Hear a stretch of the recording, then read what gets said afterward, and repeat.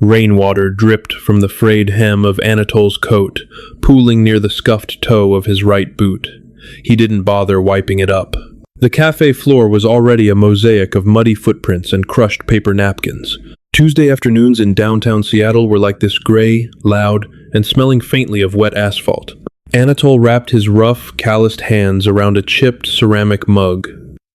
The Earl Grey was scalding, exactly how he needed it. For the next 20 minutes, he was not a widowed father. He was not a municipal zoning inspector drowning in permit requests.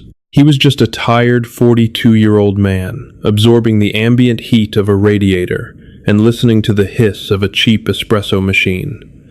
His son, Leo, was at brass band practice until 4. This booth, tucked in the dimmest corner of the shop, was Anatol's sanctuary. Then came the squeak of rubber soles. 3 identical small bodies slid into the semicircular booth opposite him. Anatol blinked, pulling his face back as a sudden wave of damp polyester and vanilla chapstick assaulted his senses. 3 little girls, 6, maybe 7 years old. They wore matching yellow raincoats, though the middle one's coat was streaked with what looked like dried mud along the sleeve. They had the exact same sharp, dark eyes, the same tangled brown hair plastered to their cheeks by the rain. They didn't look lost. They looked like they were executing a tactical maneuver. Anatol stared. He looked past them, scanning the cafe for a frantic parent, a harried babysitter, anyone. The line at the counter was full of college students buried in their phones. "Excuse me," Anatol said, his voice a gravelly rumble that usually made contractors nervous. "You can't sit here. I'm waiting for..." He wasn't waiting for anyone, but he didn't owe these miniature intruders the truth. The girl on the left, the one with a slight scrape on her chin, leaned forward. Her hands, tiny and pale, gripped the edge of the laminated table. "Pretend you're our father," she whispered. Anatol let out a harsh, involuntary laugh. It wasn't an amused sound. It was the bark of a cynic who had dealt with enough bizarre city street encounters to know when to walk away. "Yeah, no. I'm not playing games, kid. Go find your mom. She's outside," the middle girl said. Her voice was terrifyingly flat. No panic, no childish lisp. Just cold, absolute urgency. They boxed her in. "She told us to run in here and find a man. You're the only man sitting alone." Boxed her in? Anatol's chest tightened. He didn't want to care. He really, profoundly, did not want to care. He shifted his weight, preparing to slide out of the booth and flag down the barista to call the police. "Don't look at the window," the third girl snapped. Anatol looked at the window. Through the rain-streaked glass, the street was a blur of gray shapes. But standing directly under the dripping awning of the dry cleaner across the street was a man in a charcoal suit. He didn't look like a kidnapper. He looked worse. He looked like corporate security. An earpiece wire coiled neatly behind a clean-shaven jaw. A heavy black umbrella rested over his shoulder, but his eyes were fixed entirely on the cafe door. Behind him, a black SUV was idling illegally in a loading zone. Anatol's heart did a slow, heavy thud against his ribs. He knew what trouble looked like. He had spent the last 5 years navigating the bureaucratic underworld of city planning. He knew the shape of men who were paid to make problems disappear. But this wasn't a zoning violation. These were kids.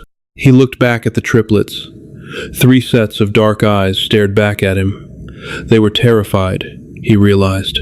Beneath the eerie, coordinated stillness, the girl on the right was violently trembling, her small fingers twisting a button on her coat until the thread threatened to snap. Anatol closed his eyes for a fraction of a second. He cursed the universe, he cursed the rain, and he cursed his own inability to just walk away. He slid his mug to the center of the table. "Take off the coats," he ordered, his voice dropping an octave, slipping into the stern, uncompromising tone he usually reserved for Leo when his son was lying about finishing his math homework. The girls hesitated. "Now," Anatol said, "if you're my kids, you wouldn't be sitting in a heated cafe wearing wet rubber. Take them off. Shove them under the table." They moved in unison. Zippers hummed. The bright yellow coats disappeared beneath the table, leaving the girls in expensive, albeit wrinkled, navy blue cashmere sweaters. Anatole grabbed the spare napkins from the dispenser and tossed them across the table. "Dry your hair. Wipe the mud off your face." "What are your names?" "Chloe," said the one on the left. "Zoe," said the middle. "Phoebe," said the trembling one on the right. "All right, I'm Anatole, and right now I'm incredibly annoyed that you three dragged me to this overpriced coffee shop instead of going straight home after your cello lessons." Chloe paused, a napkin pressed to her forehead. "We don't play the cello." "You do now," Anatole said grimly. The bell above the cafe door chimed. A rush of cold, wet air cut through the smell of burnt sugar. Anatole didn't turn his head. He didn't need to. He saw the shift in the girl's eyes. The stoicism cracked. Phoebe pressed her back hard against the booth, shrinking down. Heavy, deliberate footsteps approached their corner. Anatole picked up his tea. The rim of the mug tapped gently against his teeth. He took a sip. It was lukewarm now. Perfect. The man who stopped at the edge of their booth wasn't the guy from across the street.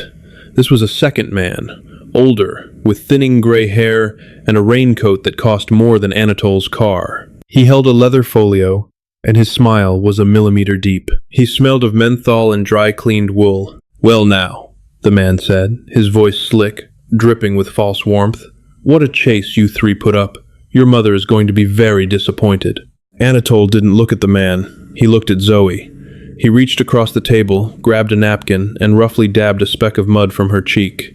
Zoe flinched, but held perfectly still. "I told you," Anatole said, directing his irritation entirely at the 6-year-old.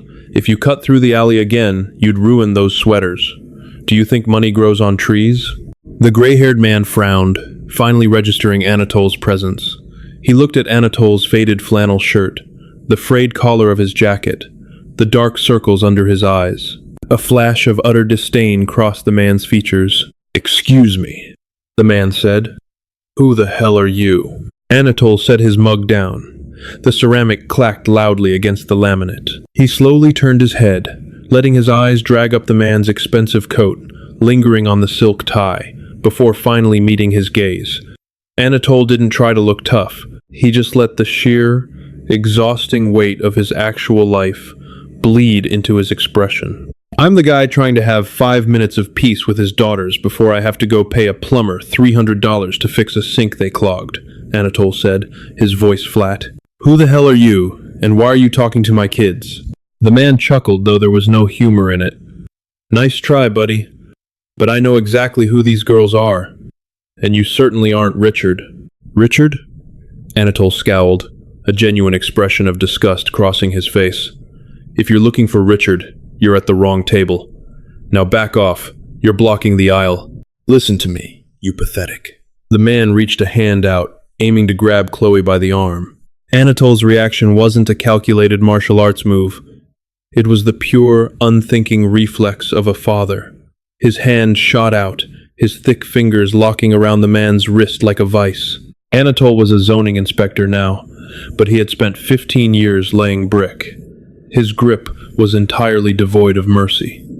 The man gasped, his knees buckling slightly as Anatole applied pressure directly to the cluster of nerves on the inside of his wrist. "Do not touch her," Anatole said. The volume of his voice didn't rise, but the tenor of it turned lethal. "If you try to touch her again, I will break your arm, and then I will call the police and tell them a strange man in a $5,000 suit just tried to drag a little girl out of a cafe." The man's face went pale, his lips parting in a silent hiss of pain. "You don't know who you're messing with. Their mother is right here." The voice cut through the air like a straight razor. Anatole kept his grip on the man's wrist but looked past him. A woman was standing there. She was drenched, her trench coat clinging to her shoulders, her dark hair plastered to her skull. But despite the rain, she radiated absolute, suffocating authority. She was pale, breathing heavily, but her jaw was locked in a line of pure defiance. She smelled of rain, ozone, and an undercurrent of sheer panic masked by Le Labo perfume. She didn't look at Anatole. She looked dead at the gray-haired man. "Let go of him, darling," the woman said, Her voice shook just a fraction on the word darling. Anatole released the wrist. He wiped his hand on his jeans, repulsed. The gray-haired man stumbled back, massaging his arm, his face flushing crimson. Evelyn, this is a violation of the custody agreement. Your ex-husband. My ex-husband, Evelyn interrupted, stepping forward until she was inches from the man, stipulated that the girls cannot be left alone with unvetted private security. He said nothing about family outings with my fiancé. Anatole felt a muscle twitch in his jaw. Fiancé. This was spiraling. The man sneered, looking between Evelyn and Anatole. The mismatch was almost comical. Evelyn, even soaking wet, looked like she owned the city block. Anatole looked like he had just crawled out from under it. Him? You expect me to believe you're engaged to this? Mechanic? He's an architect. Evelyn lied flawlessly, though a muscle feathered near her eye. She slid into the booth next to Anatole. She didn't hesitate. She grabbed Anatole's left arm and wove her hands through his. Her fingers were ice cold, trembling violently. Anatole felt the jolt of her panic. She was terrified. This wasn't just a corporate game. She was fighting for her kids. The cynicism that usually armored Anatole's chest softened just a millimeter. He leaned into the lie. He shifted his weight, pulling Evelyn slightly closer, wrapping his heavy, warm arm around her freezing shoulders. She stiffened instinctively, but forced herself to lean into his chest. I'm an inspector, actually, Anatole corrected, looking the man dead in the eye. City of Seattle. Which means I know that the idling SUV your partner is sitting in outside is currently parked in a commercial loading zone, which is a towable offense. I also know that harassing minors in a public establishment is grounds for a restraining order. And frankly, buddy, I am off the clock, and I have a raging headache. So unless you want me to call dispatch and have your driver impounded, I suggest you walk out that door. The gray-haired man stared at them. He looked at the triplets, who were now quietly pressing themselves against the wall of the booth. He looked at Evelyn's trembling, defiant face. And finally, he looked at Anatole's cold, deadpan stare. Richard will hear about this, the man spat, but he took a step back. Tell Richard he can choke on his alimony, Evelyn said softly. The man turned on his heel and marched out of the cafe, the bell chiming mockingly in his wake. Outside, he signaled to the man in the charcoal suit. They piled into the SUV, and the vehicle merged aggressively into the wet traffic, disappearing into the gray afternoon. Anatole exhaled, a long, ragged breath. He uncurled his arm from around Evelyn's shoulders. She immediately pulled away, sliding to the far edge of the booth as if he had burned her. For a long moment, the only sound at the table was the rhythmic dripping of water from Evelyn's coat onto the floorboards. Anatole picked up his mug. It was completely cold now. He drank it anyway, grimacing at the bitter taste of oversteeped leaves. He looked at the four strangers sitting at his table. Evelyn was staring at her hands. She was wiping the moisture from her palms using a thick, monogrammed handkerchief she had pulled from her pocket. She avoided Anatole's eyes. The imperious armor she had worn for the corporate goon was dissolving, leaving behind a desperately exhausted woman. I suppose I owe you an explanation, she said to the table, her voice tight. You owe me a new cup of tea, Anatole replied bluntly, and an apology to your kids. You used them as bait. Evelyn's head snapped up. Her eyes, the same dark sharp brown as the triplets, flashed with sudden fury. I did not use them as bait. I was boxed in at the parking garage.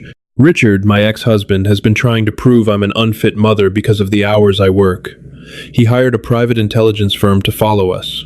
If they caught the girls in the car with my driver while I was caught up in a board meeting, he would file for emergency custody. So you told 6-year-olds to run into a strange cafe and grab the first man they saw? Anatole's voice was dripping with judgment.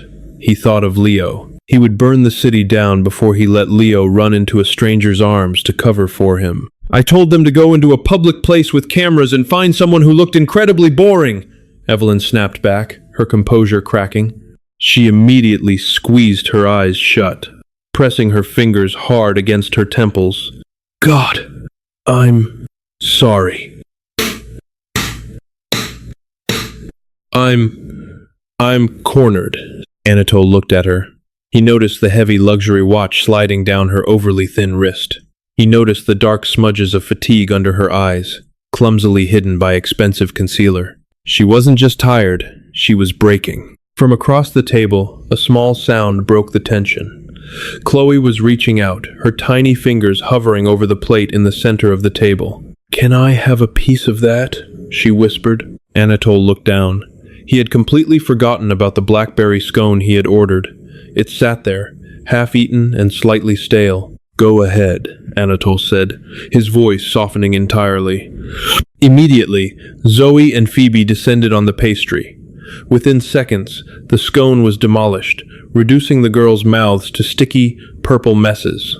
They ate with the ravenous speed of children who had missed lunch because their lives were a high-stakes game of chess. Evelyn watched them, a profound sadness washing over her face. She reached into her coat, pulling out a sleek leather wallet. She didn't pull out a checkbook. She seemed to know Anatole would throw it back in her face. Instead, she pulled out a crisp $100 bill and slid it across the table toward him. "For the tea," she said quietly, "and for stepping in. You didn't have to." Anatole looked at the bill. Benjamin Franklin stared back at him, indifferent to the messiness of human lives. Anatole was a single dad on a government salary. $100 was groceries for a week. He picked up the bill. Evelyn let out a microscopic sigh of relief, clearly believing the transaction was complete, that the messy, unpredictable human element had been safely commodified. Anatole folded the bill neatly in half, then in quarters. He reached across the table and tucked it into the front pocket of Chloe's cashmere sweater. "Buy yourselves some actual lunch," Anatole said, looking at the girls. "Scones don't count." Evelyn frowned, insulted. "I don't need your charity, mister." "Jordan," Anatole said, standing up. He grabbed his coat from the hook. It was still damp, heavy, and smelled like old wool. "Anatole Jordan, and it's not charity. It's a bribe so they don't tell their actual father that their mother's fiancé is a cheapskate." He shrugged into his coat. He looked down at Evelyn. She was staring up at him, her mouth slightly parted in confusion. People in her world didn't refuse money. People in her world took the cash and signed the NDAs. "Keep them out of the alleys, Evelyn," Anatole said gently, the anger draining out of him, leaving only weariness. "The city doesn't clean the glass back there." He turned to leave. As he took a step, he noticed Phoebe shivering, her arms wrapped tightly around her small torso. The cafe's AC had kicked in, mixing with the dampness of their clothes. Anatole paused. He unhooked the heavy, black golf umbrella from the side of the booth. He tossed it onto the table. It landed with a heavy clatter next to the empty mug. "Keep it," he said without looking back.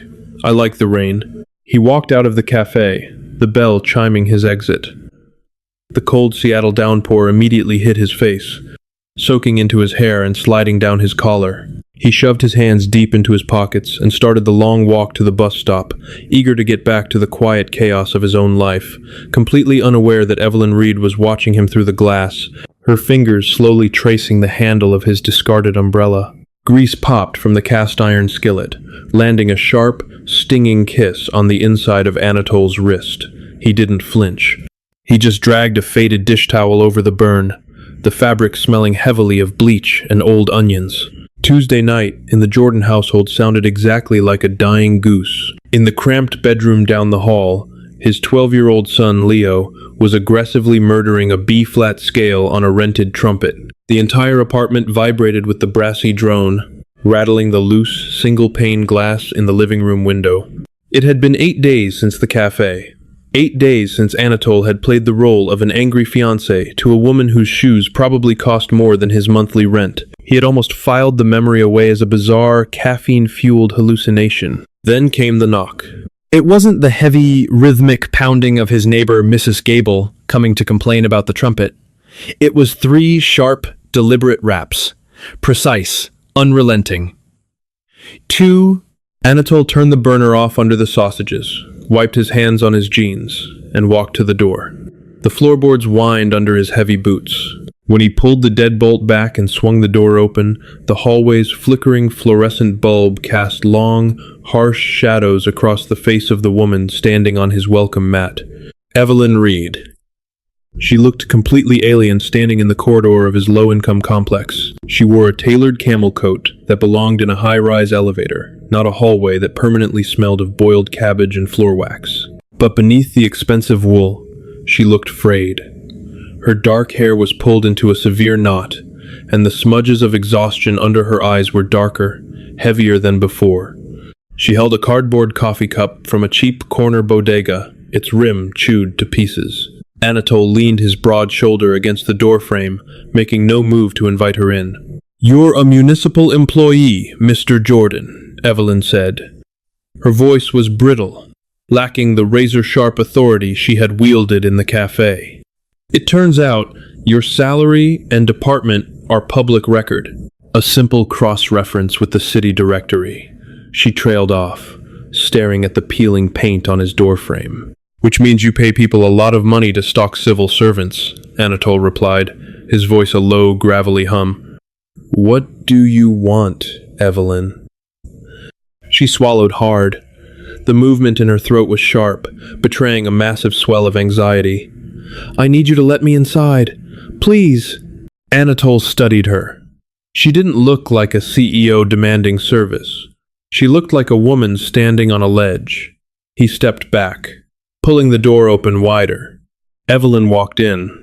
Her leather heels clicked against the sticky linoleum of the entryway. She stopped in the center of the living room, her eyes darting over the worn corduroy sofa, the stack of overdue utility bills on the coffee table, the framed photos of Anatole and his late wife sitting on top of a dusty bookshelf. She absorbed it all, but to her credit, she didn't look down on it. She just looked incredibly out of place. The trumpet down the hall hit a particularly sour note and abruptly stopped. "Richard's lawyers subpoenaed the security footage from the cafe," Evelyn said, not turning around to face him. She kept her eyes fixed on a water stain on the ceiling. "They're building a narrative. They're claiming I associate with violent, unstable individuals. They're using the fact that you grabbed his security guard to petition the court for emergency custody of the girls." Anatole crossed his arms over his chest. "I didn't grab a security guard. I stopped a stranger from putting his hands on a 6-year-old. There's a difference, and any judge with a pulse will see it." "You don't understand how my world works," Evelyn snapped, finally turning to face him. The desperation flared into a sudden, defensive anger. She smelled of stress sweat, dry shampoo, and stale espresso. "Richard doesn't just hire lawyers. He hires fixers. He's telling the court-appointed evaluator that my fiancé is a brute who endangers the children. The evaluator has demanded a joint interview. Tomorrow afternoon." Anatole let out a harsh breath, dragging a calloused hand down his face. "No, absolutely not. I played your game once because your kids were terrified. I am not committing perjury in a family court to save your pride." "It's not my pride!" Evelyn's voice cracked, the sound jagged and raw in the small room. She squeezed the cardboard coffee cup so hard, the plastic lid popped off, spilling lukewarm brown liquid onto her expensive coat and his cheap rug. She didn't seem to notice. "I don't have anyone else," she whispered, her hands dropping to her sides. "Everyone in my life is either on my payroll or Richard's. The evaluator knows that. They know every person I bring to the table is bought. But you aren't. You didn't care who I was. You didn't care who Richard's man was. You just protected my girls. If you don't come tomorrow, they will take Chloe, Zoe, and Phoebe away from me, and they will hand them to a man who only wants them as a trophy." Anatole looked at the spilled coffee soaking into his carpet. He looked at the trembling of Evelyn's shoulders. She was completely stripped of her armor. There was no billionaire here, just a mother drowning in a very expensive ocean. Anatole closed his eyes. The dull, persistent ache in his chest, the ghost of his wife's absence, throbbed in rhythm with his pulse.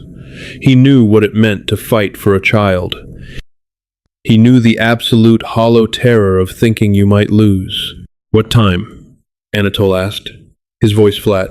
Evelyn's head snapped up, her dark eyes wide.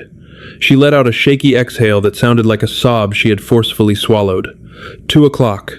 The Sterling Building. Downtown. Fine, Anatole said, turning back toward the tiny kitchen. Now, get out of my apartment before my kid comes out here and asks why a stranger is bleeding coffee all over his floor. Fluorescent lights in corporate law offices always hummed at a frequency specifically designed to induce migraines. Anatole was entirely convinced of this. He sat in a high-backed leather chair that felt more like a dentist's contraption than a piece of furniture. The air conditioning was set to a sterile, bone-chilling temperature, smelling faintly of ozone from the heavy-duty printers down the hall. Anatole wore his only suit. It was charcoal gray, 10 years old, and slightly tight across his broad shoulders. The cuffs of the white shirt underneath were visibly frayed. Sitting next to him, Evelyn was encased in a flawless, slate-gray dress suit. Her posture rigid, her hands folded so tightly in her lap, her knuckles were white. Across the wide expanse of polished mahogany sat Richard Crawford. Richard looked exactly like the kind of man who would hire someone to follow a 6-year-old. He was unnervingly handsome, with swept-back silver hair and a bespoke navy suit. He radiated a smug, unbothered calm. Next to him sat Dr. Eris, the court-appointed evaluator, a severe woman with wire-rimmed glasses and a legal pad. "Mr. Jordan," Dr. Eris began, her pen hovering over the paper. The scratch of the nib was the only sound in the suffocating room. "Mr. Crawford's legal team has presented a rather concerning picture of your introduction to the girls. A physical altercation in a public setting. It paints a picture of instability." Richard leaned forward, resting his elbows on the table, a predatory smile playing on his lips. "It paints a picture of a thug, Dr. Eris. My ex-wife is subjecting my daughters to a man who resorts to violence at the drop of a hat. Clearly, her judgment is deeply impaired." Anatole didn't react. He didn't puff out his chest or raise his voice. He just sat there, looking at Richard with the same deadpan, exhausted expression he used when a contractor tried to bribe him to overlook a faulty load-bearing wall. "He didn't resort to violence," Evelyn interrupted, her voice tight but steady. "Your security detail approached my daughters while they were unattended." Anatole stepped in. "A convenient narrative," Richard sneered. He looked Anatole up and down, his eyes lingering mockingly on the frayed cuffs of Anatole's shirt. "Tell me, Anatole, what exactly is it that you do? Evelyn claims you're an architect. Yet, my private investigators tell me you spend your days crawling through municipal sewer lines." Anatole felt Evelyn stiffen beside him. She was bracing for the explosion. She was waiting for the brute to come out. Instead, Anatole leaned back in the leather chair. It squeaked loudly, an undignified sound that completely shattered the sterile tension of the room. "I'm a zoning inspector," Anatole said smoothly, his voice a low, unbothered rumble. "Which means I spend my days dealing with wealthy, entitled men who think the rules don't apply to them. Men who think they can build a structural hazard just because they can afford the fines." He shifted his gaze from Richard to Dr. Eris. He ignored the billionaire completely. "You want to know about my stability, doctor?" Anatole asked, pointing a thick, calloused finger at the table. "I am a single father. I make $58,000 a year. I wake up at 5 every morning, I pack a lunch, I go to work, and I come home to listen to my son butcher the trumpet. My life is entirely, painfully stable." Dr. Eris blinked, momentarily thrown by the sheer, unvarnished, mundane reality of the statement. Anatole turned slightly, gesturing toward Evelyn. "And her? Evelyn is a nightmare. She's demanding, she's paranoid, and she works too much. The first time I met her, she lied to my face without blinking." Evelyn sucked in a sharp breath, her eyes widening in horror. Richard's smug smile widened. "But," Anatole continued, his voice dropping an octave, heavy with absolute sincerity, "when her kids were threatened, she didn't call a lawyer. She didn't hide behind a desk. She ran into the rain, soaked to the bone, and fought a man twice her size to get between him and her daughters. She was terrified. She was shaking. But she didn't back down for a second." Anatole finally looked back at Richard. The smugness on the other man's face had cracked, replaced by a sudden, rigid fury. I might not wear a watch that costs a down payment on a house, Richard, Anatole said quietly, but I know what a father looks like. A father doesn't treat his kids like poker chips. And he certainly doesn't hire goons to chase them through an alley. You want to talk about instability? Look in the mirror. The room went dead silent. The hum of the fluorescent lights suddenly felt incredibly loud. Dr. Eris stared at Anatole, her pen frozen. She looked from Anatole's frayed cuffs to Evelyn's tense, tear-filled eyes, and finally to Richard's flushed, furious face. Dr. Eris slowly lowered her pen. I believe I have everything I need for my preliminary report. Thank you, Mr. Jordan. Miss Reed. 20 minutes later, Anatole was standing on the concrete sidewalk outside the high-rise. The Seattle sky was a bruising, purple, threatening rain again. The rush-hour traffic roared past them, a chaotic symphony of engines and horns. Evelyn walked out of the revolving doors behind him. She didn't look like a CEO anymore. She looked like a woman who had just run a marathon and finally been allowed to stop. She stopped beside him, staring out at the gridlock. They didn't speak for a long time. There was no triumphant cheering, no sweeping, dramatic embrace. They were just two exhausted parents, standing on the edge of a very loud city. Slowly, Evelyn reached into her large leather tote bag. She pulled out a long, heavy object and held it out toward him. It was the black golf umbrella. Anatole looked at it, then up at her face. The defensive walls were gone. Her eyes were incredibly soft, holding a quiet, tentative gratitude that felt heavier than any check she could have written. You left this, she said softly. Anatole reached out, his rough fingers brushing briefly against hers as he took the handle. Her skin was warm this time. Keep an eye on the weather, Evelyn, Anatole said, the corners of his mouth twitching upward in a faint, genuine smile. It gets messy out here. He turned and started walking toward the bus stop, the heavy umbrella tapping rhythmically against the wet concrete. Evelyn watched him go, pulling her coat a little tighter around her shoulders, feeling, for the first time in years, completely safe in the rain. If this grounded, emotional story resonated with you, please hit that like button and share it with someone who appreciates raw, deeply human storytelling. Don't forget to subscribe to our channel for more audio dramas that explore the messy, unpredictable beauty of real life. Your support helps us create more content that breaks away from the usual cliches and dives straight into the heart of the characters. Drop a comment below with your favorite part. Thank you for listening today.